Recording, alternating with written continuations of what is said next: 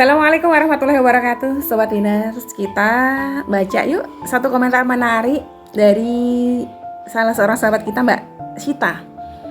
Cerita sedikit, aku punya tetangga. Dulu dia bilang tidak mau ambil uang bank karena tidak mau terikat. Tapi sekarang dia sudah 2 kali ambil uang bank.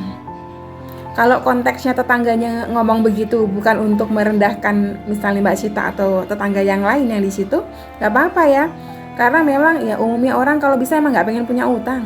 Tapi kalau konteks bicara tetangganya itu mencibir orang yang punya utang, kadang-kadang ada gitu ya.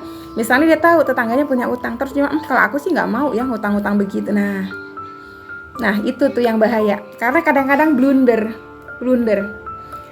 Kalau kita melihat satu kesusahan teman kita, saudara kita, lalu kemudian kita mencibir kesusahannya dia itu dengan kalimat-kalimat ya tadi kayak itu tadi, percayalah, Allah akan buat hidupnya dia akan mengalami hal yang sama seperti itu sebelum dia meninggal.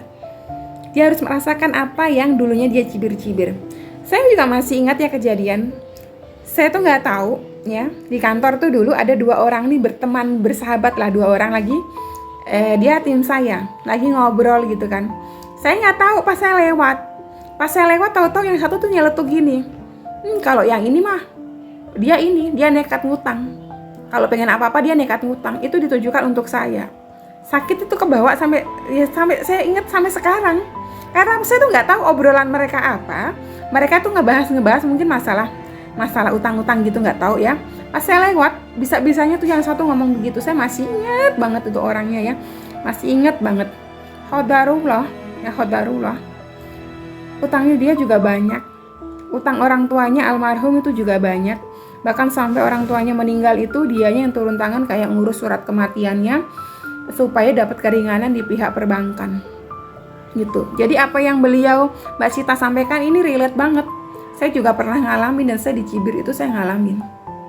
Bukannya saya ngedendam enggak ya, tapi itu tadi, kalau kita mencibir orang yang sedang kesusahan, Allah akan buat kita suatu saat mengalami kesusahan seperti yang kita pernah cibir tadi itu.